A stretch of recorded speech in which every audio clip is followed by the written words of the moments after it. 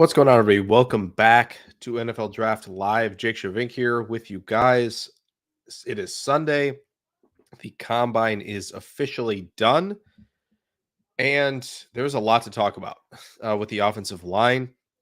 We're going to try and keep this, excuse me, pretty short tonight because we're going to be joining Clayton at the top of the hour for Packers Total Access. So we'll be doing that as well. So we're going to try and kind of keep this to like 30, 40 minutes ish. But we'll have plenty to talk about. We'll get to all the questions in the chat, all the comments about the offensive line today, because I think it was a really, really good day to look at a lot of prospects. And I think there were a few that I want to bring up for sure. SDN saying my guy Bortolini no longer a sleeper. Yeah, there's no doubt about that. And he put together a couple of really good numbers in really important spots in the testing, which is really good. Good evening, Peter. Good evening, Adam. Adam says so. Goody definitely drafting a few offensive linemen this year. It's very, very possible. And I think we're going to see, and we've kind of been talking about this for a while, is a lot of offensive linemen coming off the board very, very quickly, especially in the first round. Let's start with the consensus tackle one here really quick. Talk about him because he's got basically everything here except for the bench. Joe Alt comes in at 6'8" and 5'8". That's massive. And at 321, really impressive. He's in the 98th percentile in terms of height, which is really cool. 92nd percentile in the broad jump. He runs a 505 official. That is exactly 90th percentile on the number. And then the agility times. His short shuttles in 93rd, his three cones in 97th percentile. I mean, those agilities are excellent. That's the type of player we know Joe Alt is, right? Impressive reach blocker, impressive second level zone blocker. He can get after it with some power as well. But you see how crisp the footwork is, changing direction, mirroring, all that stuff. He feels pretty locked into tackle one off the board in the draft come April. I think it's almost locked. It feels that way. Could be the Chargers at 5. I mean, it crazier things have happened. It could be the Cardinals at 4. Truthfully, I think if you look at them going Alt and Paris Johnson as their kind of their bookends on one side or the other, with Humphreys having a big cap number and now coming off injury, I wouldn't be mad at that at all, because I think Arizona's still going to have an opportunity to land a wide receiver, with their second pick in the first round, like a Brian Thomas, maybe not a Brian Thomas. We kind of talked about where he might go, but a Worthy, a Coleman, a Mitchell, a Franklin, like any of those guys, a McConkey, like they could be in on any of them. So the Joe Alt conversation probably starts around 4. Mention the Chargers at 5. They can maybe kick him over to the right side. And then you look at the Giants, who Evan Neal has not been good at all. Maybe they consider him, in the Titans as well. I know there will be teams like the Jets maybe inquiring about where, potentially moving up, or like the Rams, so there'll be some teams inquiring, maybe even the Bengals will be looking at that as well. So Joe Alt, impressive stuff. Pretty much as locked himself in as consensus tackle 1. Hello, Eric Sutherland. Good to see you. The O-line class certainly does look deep, and especially a tackle with guys that potentially could just move positions. Adam Huddle says there's a lot of good agility times this year. There definitely are. I saw those coming in around an hour-ish ago, which is nice. Glad to hear that the video is a lot clearer for you, Peter, tonight. That's great. Brett Rogers asks, how does the 2025 class look? I saw the safety class is a ton better versus this year. Along with this year's safety free agency, do you see Goot hitting the market over the draft? I think Gooty's going to they're going to draft at least 1, maybe 2. But I do think Gooty's going to be active in free agency at safety. You guys like Alohi Gilman. I know someone mentioned it last night with Justin Blackman. I think that's a really good shout as well. We've already mentioned McKinney, right? So there are going to be options that are going to come cheap, and maybe even Savage comes back. We'll see. That Goody's going to be able to make moves. Maybe Rudy Ford comes back as well. Like Goody can definitely do a lot in free agency and maybe pick up, it feels like, all right, I've got Ford and I've got, someone else who I think can play more center field. I can go get the box safety in the draft. There will be a lot of those that'll be available day 3. I do think the safety class is going to be a lot better next year. There were guys that transferred. Iowa's got a couple of studs that went back to school. Notre Dame's got one as well. Like there's the safety class should look a lot better next year. So maybe, Goody says, I'm going to patchwork the free safety spot and add a box safety, a strong safety right this year in the draft and kind of maybe wait. That's very possible. Goody hasn't been super gung ho about going safety in the draft, but obviously it's more about like the safety classes not being super excellent. SDM 40 says if Bach, Runyon, and Newman are gone, Goot definitely needs to draft multiple line. Yeah, I think they're going to be doing multiple offensive line. And yeah, in a good point, not sure if Sean Ryan is the long-term answer. It's very possible he is not.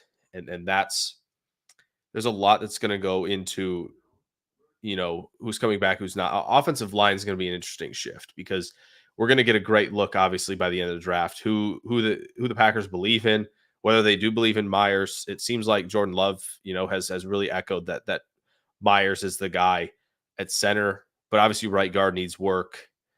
Could, anybody move around along the line? Possibly. It would just be nice to have obviously more positionally flexible players in Green Bay, and I think there's gonna be plenty of that, plenty of those opportunities. So, yeah, Eric, definitely a lot of guys you could kick inside. Mitch says he has a gut feeling New England's going to go McCarthy. I don't think that's impossible. I don't think it's impossible that Washington goes McCarthy either. It seems like the growing buzz is just around McCarthy over everybody else right now. I think there's obviously buzz around Rattler more as a mid-round guy, but it does seem like the first-round buzz is all around McCarthy. Now, we did this with Levis last year, and Levis kind of felt like the pawn in the game that everybody was trying to get, teams interested in. So, maybe prospects would fall or, maybe they could trade back because somebody wanted him, and it didn't work, and he falls to the second round. Maybe McCarthy is that, but it seems like I think people view McCarthy's ceiling and view maybe his floor a little bit right now, a little bit more than they do for Will Levis. So it's going to be a wild month and change here to see how, all the reports come out, what happens in free agency at QB, because you never know. There's a lot. New England's connected to a lot of people right now. Russell Wilson being one, Baker just recently. There's been that interest floated out there. So New England could easily go, the veteran route and then basically just auction off 3 to whoever wants QB3 in the class. So it's going to be interesting. SDM 40 says the idea at safety definitely keeps your options open. Yeah, it definitely makes it makes it so you don't have to force the issue at safety, right? You don't have to get overly aggressive if you feel like the class isn't super good. You don't have to start like panicking at any point in the draft where you have to go, we got to go get somebody, right? We got to take whoever we can take. And it allows you to have the free flowing BPA approach that you can take, which is really good. Eric Sutherland, absolutely. More QBs that go above the 25th pick, the better for sure for Green Bay. For other teams that maybe want offensive line, you look at Pittsburgh at 20, you look at the Bengals at 18, Miami, Dallas, like they're probably going to be looking offensive line. They would love to have QBs be going early and often. WHS Pioneer says Andy Herman thinks the Packers will take an offensive lineman with the first pick. Are there only tackles that should be drafted at 25? Or are there any guards or centers that could be drafted at 25? I think it depends on how you view Graham Barton from Duke, right? I think he is maybe the can play all 5 and more tackle in a pinch player, right? Where he just kind of can do everything. And that player is pretty valuable, right? I still think the arm length showing up a little bit more is a question mark for him, but we kind of talked about him a little bit, the recovery he has with balance and agility to kind of get out of some bad spots and recover is really impressive. Whether he plays center or not, whether it's just guard, maybe it's guard and tackle, to have a player like that is valuable. And then obviously I do think Jackson Powers Johnson is a guy who can be drafted that high as well. You're looking at him locked in at center maybe, but he can also has the size and the frame to really kick out to either guard spot. He did some right guard stuff, of course, at the Senior Bowl. So I think those are your guys there that you would consider maybe guards. And centers, right? I think if you consider Troy Fautanu from Washington a guard at all, I don't. I think he's a tackle. I think he's locked in. To me, at least, I would play him at tackle. Um, but I think those are the ones that you would probably consider more than others in terms of at pick 25. Mitch says McCarthy and Levis, the personalities are way different. Yeah, Levis was kind of strange. The personality was kind of weird. It wasn't like it was bad, right? It wasn't like a negative one. It was just kind of odd, and maybe they thought that was the case. And I think Herbert had a little bit of that too. He was more quiet, right, and didn't say a whole lot. Yeah, let's get to some other ones really quick while we're rolling here. Amarius Mims.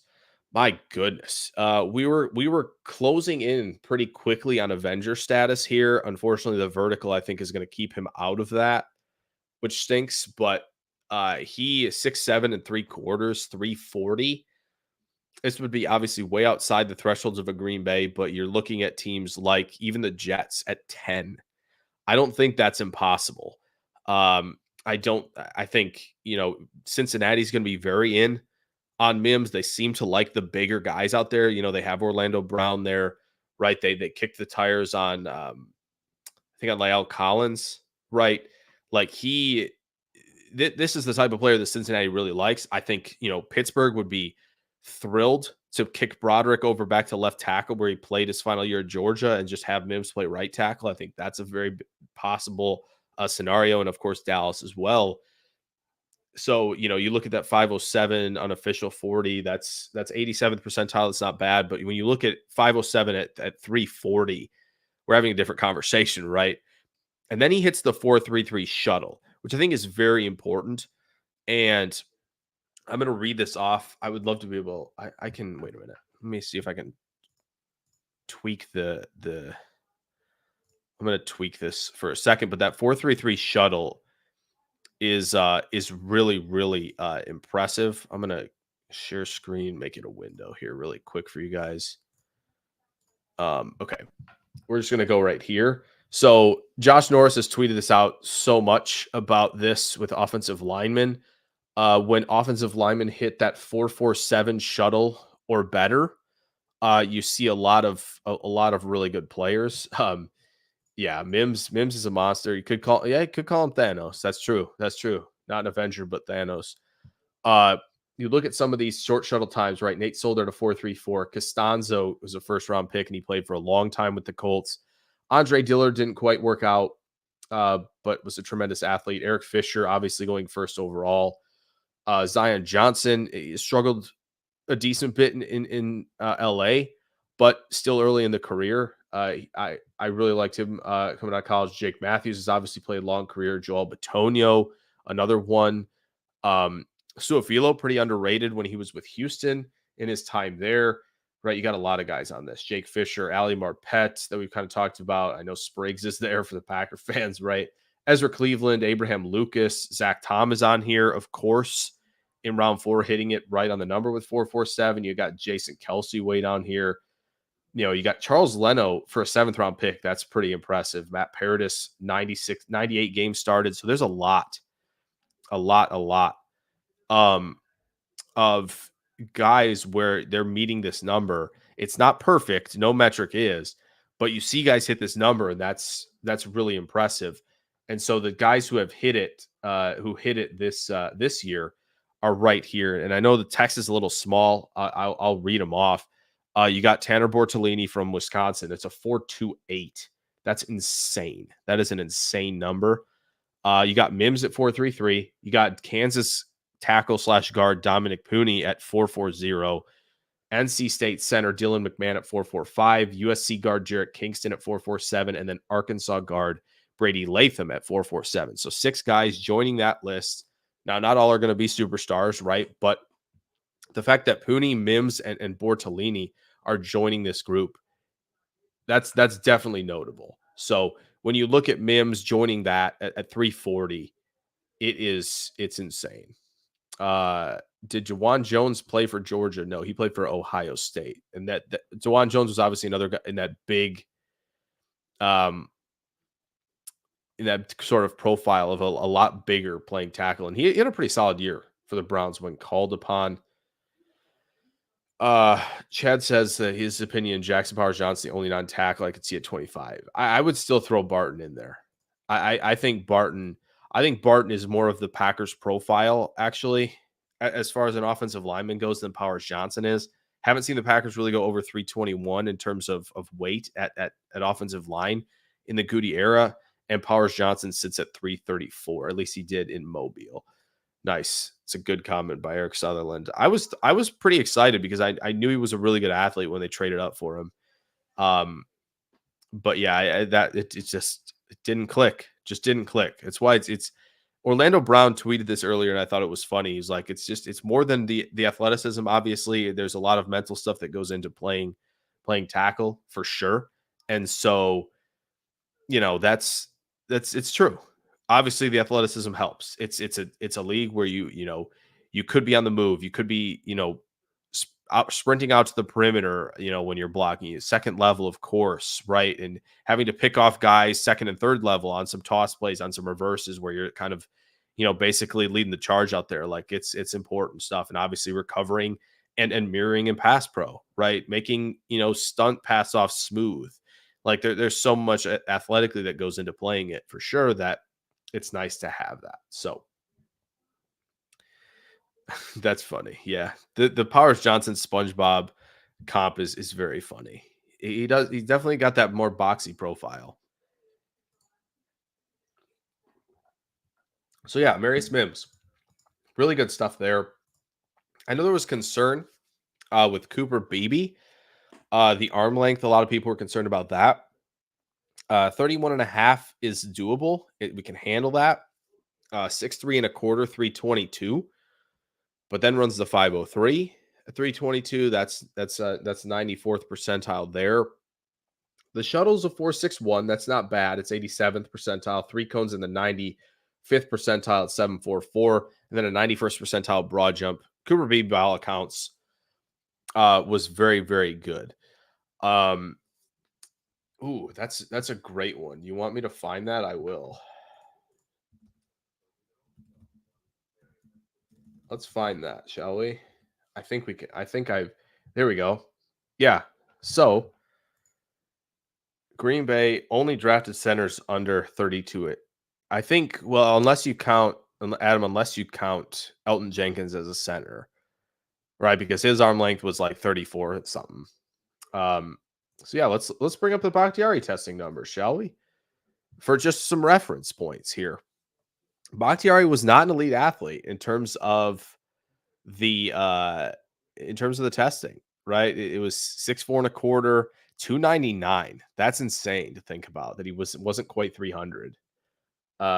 So because Kent was tweeting these out about the Pro Bowlers and what they looked like athletically. The 40-yard looks nice and the bench looks good, right? But everything else is kind of good too, a little bit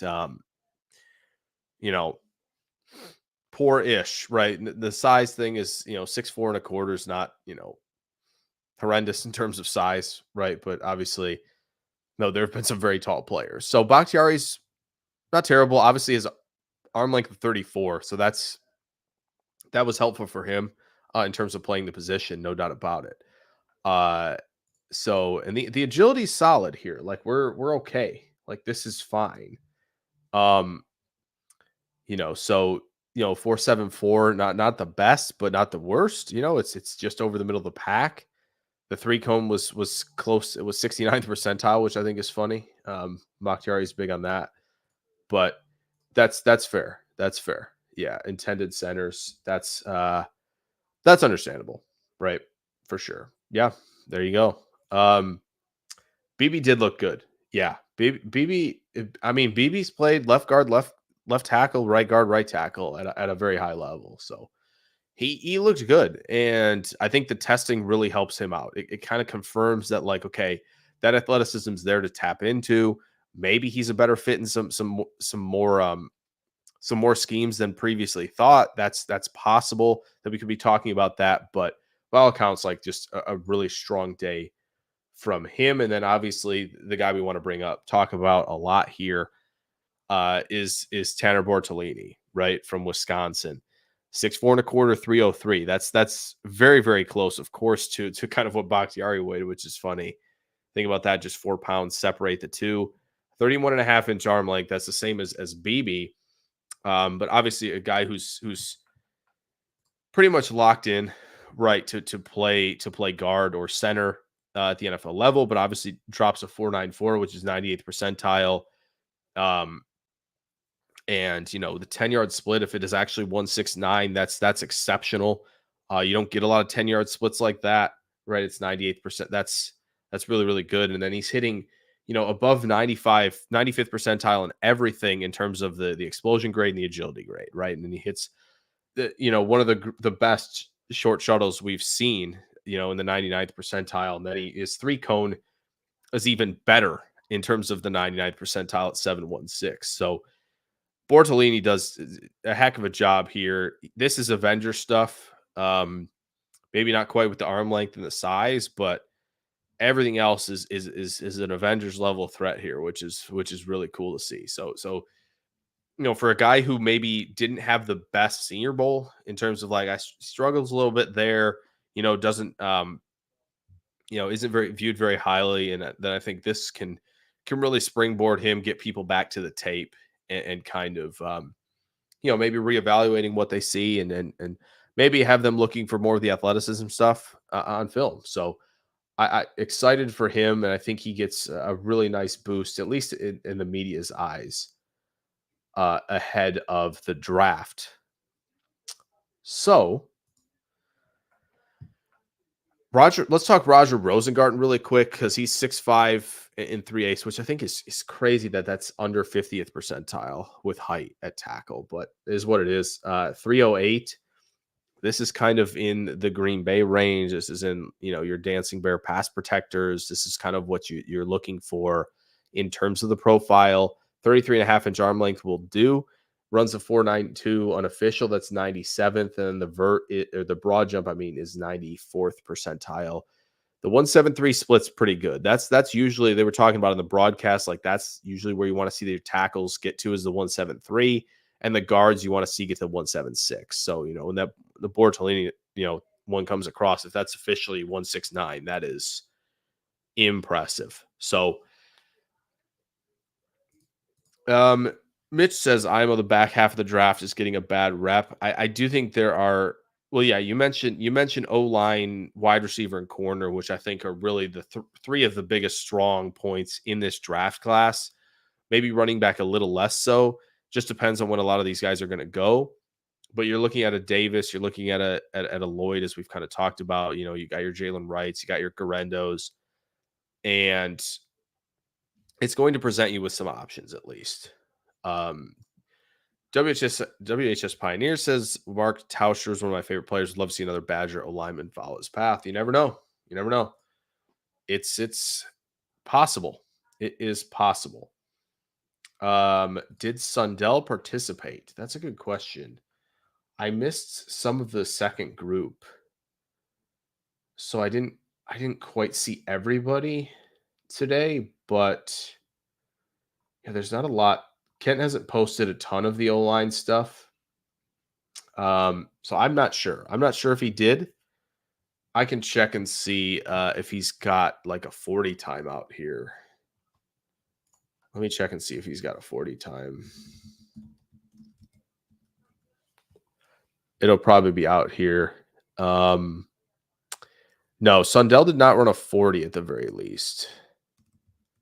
Looking for anything else if we're checking to see if he did any of the workout stuff, but he's obviously 6'5", 301. Arm length is 33 and an eighth. So, not too bad there. It doesn't look like we saw it. It doesn't look like I see anything from him. Somebody said this. Oh, Adam said this. Any idea why Barton didn't work out? Yeah, the strange process for him to this point, right? Like Graham Barton not going down to Mobile, not doing any of the testing. Very strange stuff, but he's obviously in the profile for Green Bay, right? He is, 6'4", 6'5" and then that 313, I think. So just a strange process from him.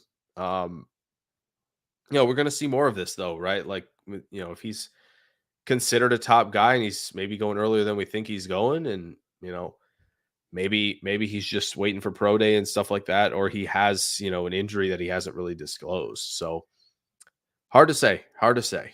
Um, but yeah, I didn't see anything on Sundell, so that's it. Didn't run a 40. I don't know if he did any other drills. I will check RAS Peter and get back to you on that. Really quick on JPJ here. So he did trim a little weight. It looks like down from 334 to 328 for the combine, 6'3 and 3/8. The vert is a 94th percentile. It doesn't have enough testing available. I don't know if he did the agilities or not, but he's Powers Johnson is kind of put on film and put on the Senior Bowl, kind of like, all right, you've seen the player I am, right? Do I really need the testing? To this point, as long as if everything stayed kind of average, I think you're still looking at a 7.5 to an 8 for him in terms of the RAS. So I don't think you would have seen any warts come up in the athletic profile for him. Yes, let's SDN. Yeah, Sundell tape looks interesting because he's got some left tackle, he's got some center, I believe, in there as well. So yeah, he's intriguing. He's like kind of in the Barton camp of where you wonder if he can play all five. So I'm intrigued for sure. I want to get to some North Dakota State film, no doubt about it. Yeah, let's get to Mason McCormick. Was here. Where are you? Where are you? I saw him. Here we go. Here we are. Yeah, McCormick looking kind of Avenger light, Avenger in training type stuff here with the 988 unofficial. 33 and 7/8 inch arm length is nice. 6'4 and a quarter, 309. And then not vert is a 35 and a half, which is 99th percentile. Funny enough, his teammate Garrett Greenfield goes for a 38 and a half, which set the combine record for offensive linemen. So yeah, a good day for the Jackrabbits, no doubt about it. And then the 9.9 in the broad jump is a 99th percentile as well. He just runs a 5.15 unofficial time, which is an 85th, but the 10-yard split better than the 40. And I think that's more important. The 10-yard, he's got 175, hitting that benchmark, what a lot of people think of as, good enough to play guard in that 10-yard split, right? We talked about it. There's the 176 is usually that benchmark, which you want to see in the 10, just beats it by a hundredth of a second there. Right on schedule with McCormick. I did put him in a Packers mock on the channel a couple weeks ago and put him in the 3rd round. Something to make consider. I know Adam says McCormick round 4. Hopefully that would be nice.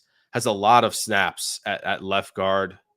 Athleticism looks good. Maybe he's, you think he, potentially could just kick over there to the right side and play some right guard. I know that's obviously where Green Bay needs to do some work. But there are a lot of teams I think that are going to covet McCormick, especially more of the Shanahan wide zone, some play action teams that are going to focus more on that athleticism rather than and his pass protection skill. But if there are teams that are going to do some downhill, maybe they trust him to pull a little bit. I think it was a little inconsistent on film, but he's nasty too, and he can play that. Yeah, Isaiah Davis too, Eric, for sure. The Jackrabbits got some guys this year. They got 2 receivers in the draft as well. Oh, so we got 7.59 3-cone at him. That's nice. That's nice. I don't know what that. Let me see. I just want to see. So you said 7.59. That would be. Where's that? That maybe around 88th to 90th percentile for offensive linemen. We'll take that. We will take that for sure. Let me get back to him. So yeah, I think that would be really good. WHS Pioneer said, would 2 Jackrabbits on one NFL team be a record? Maybe it's possible. I think we're going to see a few teams potentially have that chance to put 2 Jackrabbits on a team, right? I mentioned the receivers. You got 2 offensive linemen. You got a running back that maybe could get to 3, right? So absolutely. Okay, so it was 87th percentile for for that 759. Yeah, that'll play. That'll play for sure.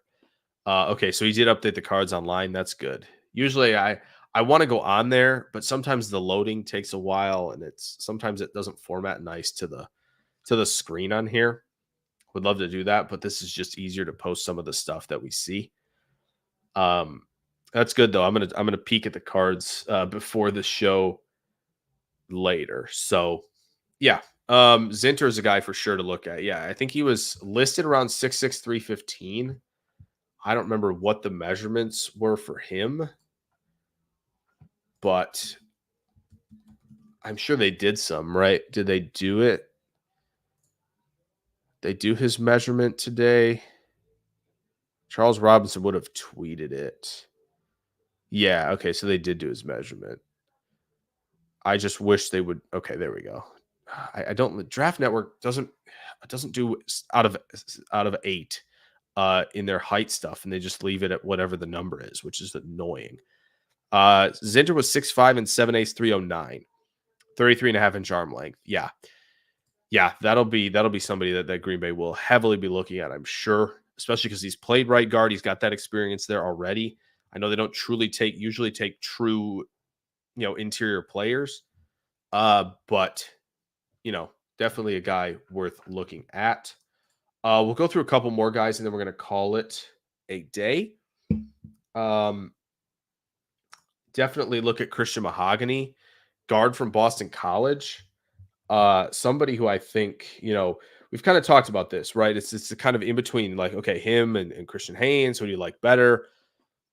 I like Haynes better. I do think Mahogany is growing on me a little bit, though. I think you just have to kind of control some of the aggression where he can get out of position. He definitely is aggressive, which is, a great thing. It's better to try and ask them to dial it back than to really, you know, ask them to bring it up, which, is whole other conversation, but there's obviously the penning equation of that. But yeah, 6'3" and 3/8", 314, 33.5-inch arm length, 10-yard split looks good for guard, right? 174. We'll take that. That's under the benchmark. And then posting 96th percentile vert, 91st percentile broad jump. Really like that for Christian Mahogany.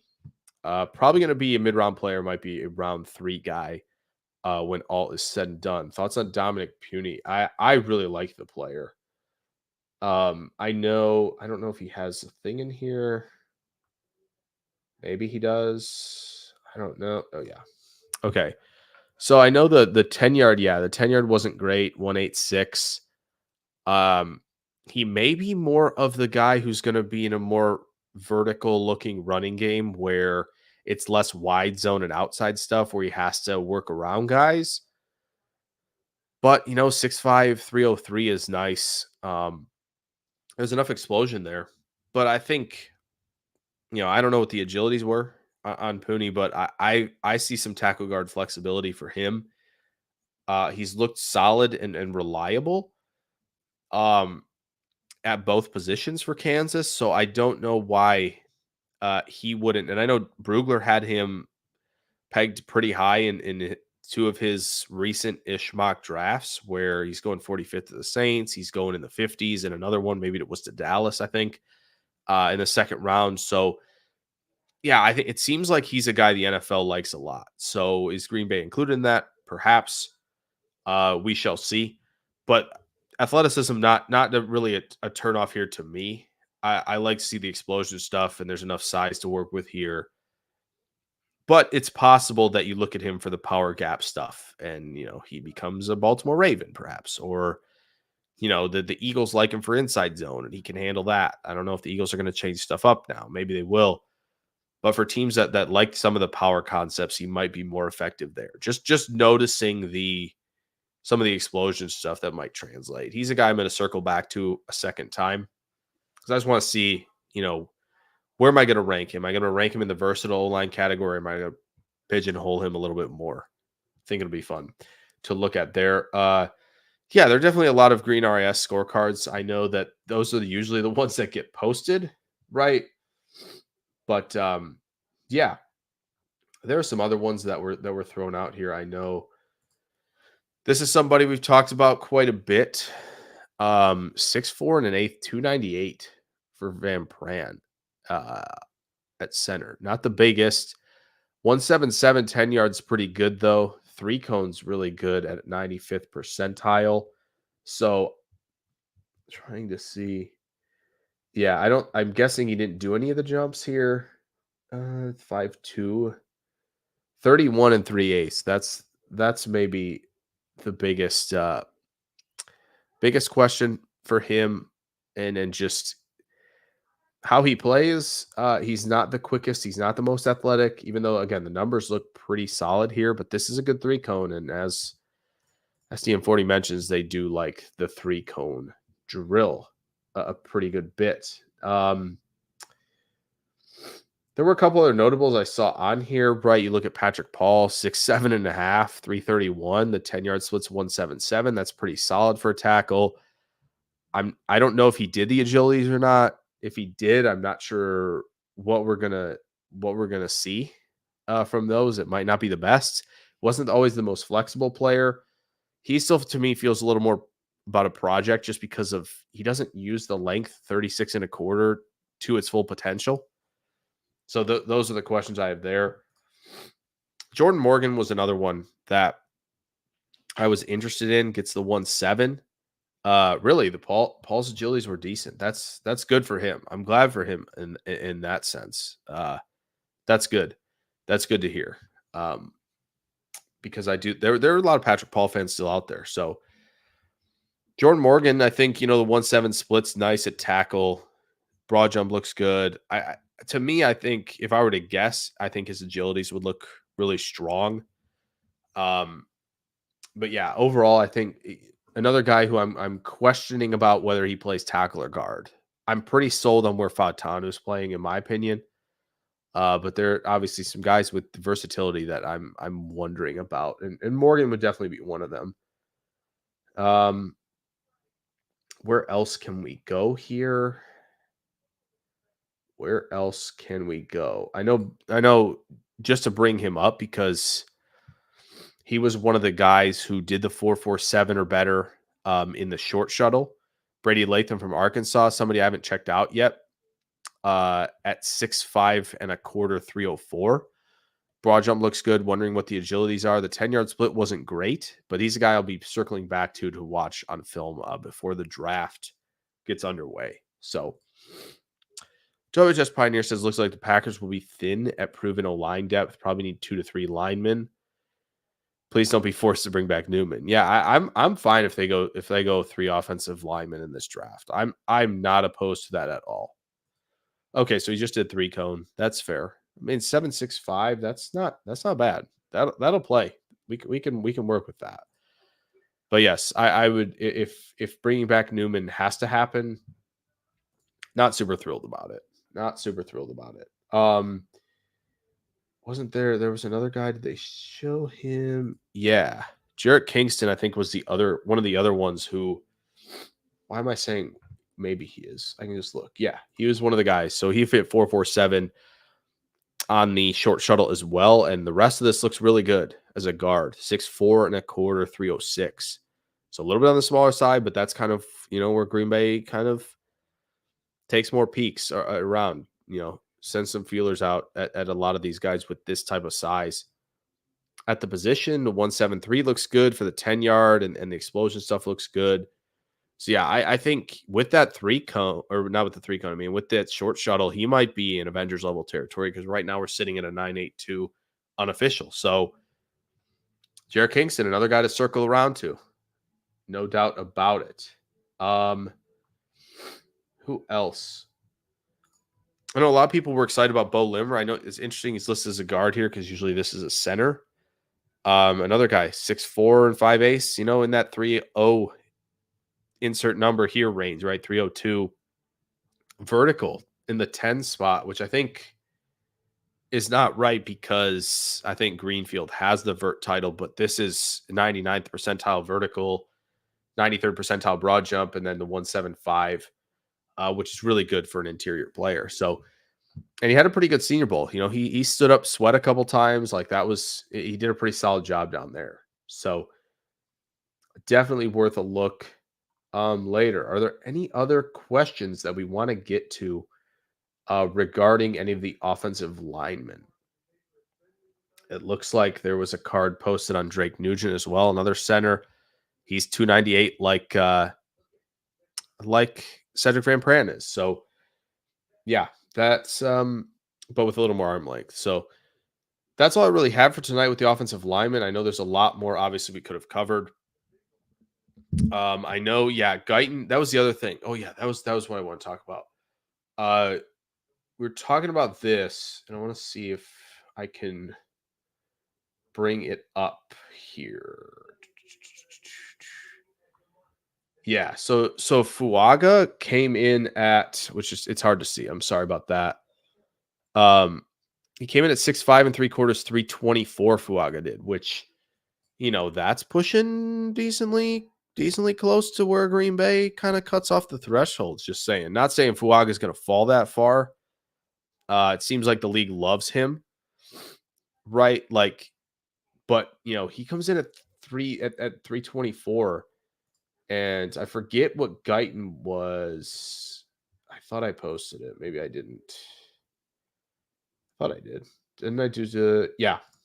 Guyton was 6'7" and 3/4, 322. So Fuaga and Guyton pushing, cutting a little weight. Maybe they play it that weight. Maybe it was just for the combine. I know Fuaga was, I think 330 plus when he was at Mobile. So maybe they were meeting with him this week to kind of see if, like, okay, what's the playing weight? Is it 330 plus? Is that where you're usually at? Maybe he said yes. And that's kind of Green Bay's kind of check in, among other things, when they do the interview. But two guys that I think are worth monitoring through the process, because I know Guyton was expected to do extremely well today. Didn't quite pan out in terms of the 40 and stuff like that. But overall, I think, you're still valuing Guyton as an athlete. When you watch him on film, you see the athleticism. And I think you're really impressed overall. That's AFAM says Eric thinks it's the 3 waffle cone drill. That's funny for sure. AFAM is hilarious. Appreciate you, WHS Pioneer. Hopefully we'll have a lot more shows down the stretch leading up to draft season. That's the plan. We'll see. I think show Friday this coming week. There's going to be some film rooms on the channel. Just been a little behind, as you can see, the setup maybe for those who are watchers, who have been watchers for a long time. Setup's a little different, not in the usual one, so it's harder to do some filming, but hopefully we will get there, and we'll get some stuff out to you guys this week. I'm planning on receiver week being next week. I know it's not always, the Pack fans aren't going to love those, but those are my favorite breakdowns. Those will be the most in depth of any of the positions. So be on the lookout for those, because I know a lot of people voted in the poll and wanted to see Adonai Mitchell.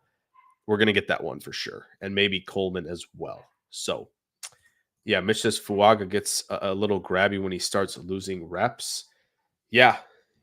He's a tricky one. It's where it's kind of like, could the Packers see Fuaga more as a guard than a tackle, which I think is very, very possible. So, let's see if I can find him. Oh, okay.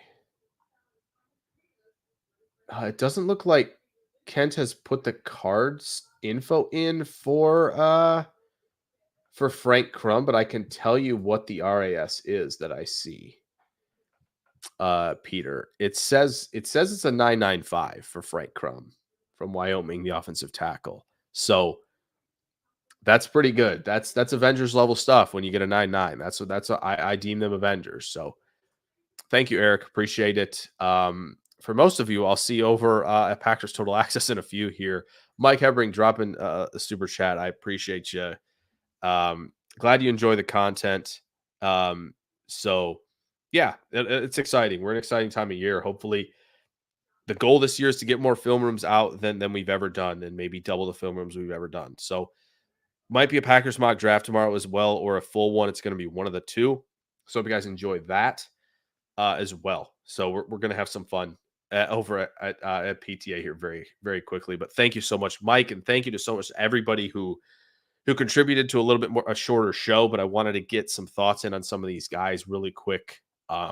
It's kind of combine wrap up. So thank you guys so much. Yeah, and hopefully see you all in a few here. Thank you guys again. Uh, enjoy Clayton and I in a few, and if not, enjoy the rest of your weekend. And yeah, keep grinding on the prospects. Always let me know your thoughts. And we'll talk soon.